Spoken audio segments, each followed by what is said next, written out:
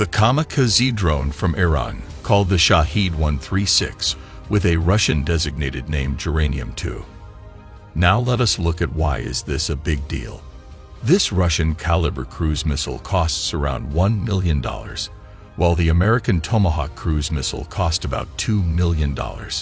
Comparing with the Shahed 136, it is more or less a low-budget cruise missile with a reported price tag of just $10,000 to $20,000 dependent on variants, while the average price of cars here in America is around $40,000.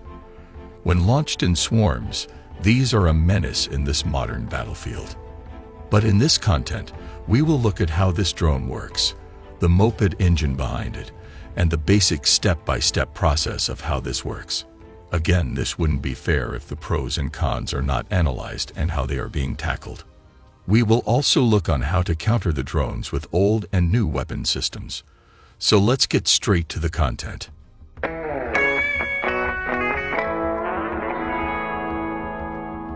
This is the Iranian Shahed 136, a modern single-use loitering munition, or some might call it the kamikaze, or suicide drones.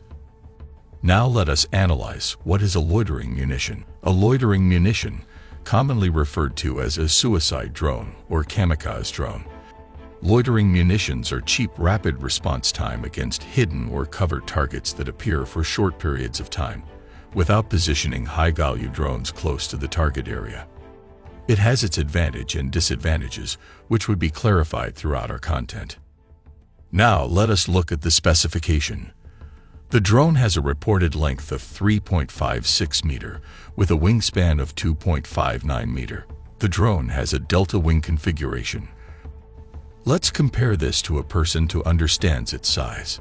As you can see, this is pretty huge for a loitering or suicide drone. The Al-Shahed weighs around 220 kilograms, while the warhead could weight ranging from 5 to 35 kilograms. It all depends on the mission.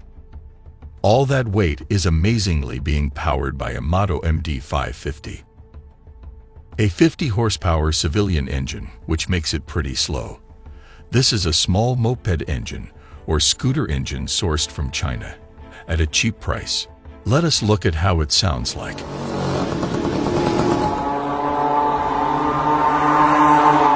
The soldiers on the battlefield reported it sounded like the World War II German planes, the Stuka.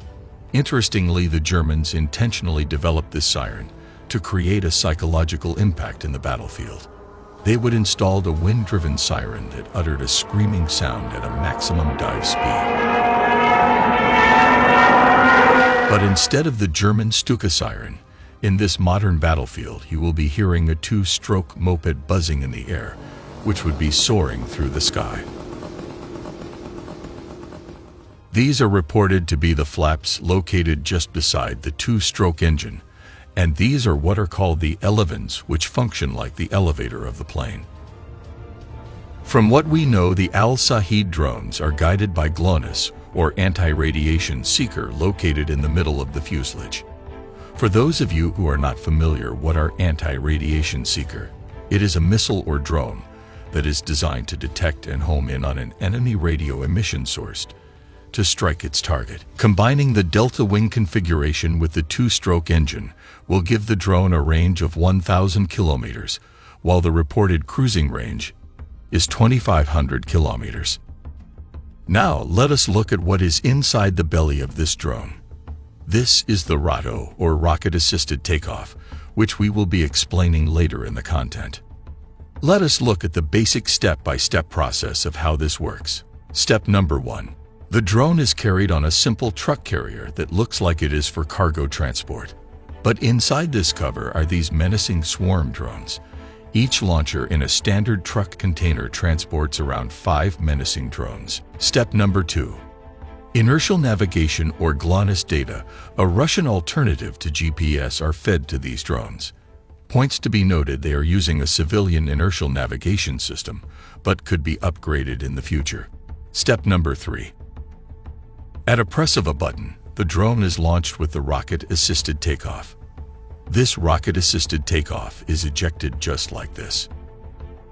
This was installed to reduce weight and efficiency and let the two-stroke engine take over. Step number 4. As these are swarm drones, a total of 5 to 10 are used all at once to overwhelm the enemy air defense system. Step number 5. The drone will be loitering at extremely low altitudes, which would make them difficult to shoot. The UAV drones would be operating in a swarm.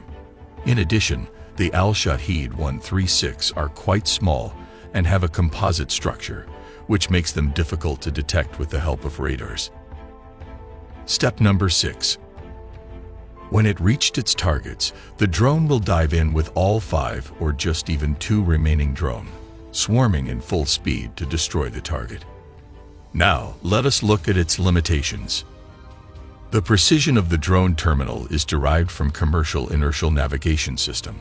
If this is jammed or disabled or obstructed, both of these could stop the drone from getting to its target. As stated, this drone is flown at very low speed. This could be countered by the Javelin or even Stinger missiles, but the cost factor comes into play. The solution is the Gepard, which is an all-weather capable German self-propelled anti-aircraft gun with built-in radar. These could counter most of the kamikaze drones at an effective range of 5.5 kilometers. The second cheaper version is the Soviet Union anti-aircraft gun Zu-23 used by Ukraine. It was designed to engage low-flying targets at a range of 2.5 kilometers, which are battle-tested against these drones. Considering all these limitations, we have to remember these are swarms drones, operating in a group of 5. One drone could always get past the defense system, and thus create a dangerous weapon to the modern battlefield. At AI Tele, we produce basic engineering content regardless of countries or race. We love to know how stuff works. So smash the subscribe button to help us produce more content like these.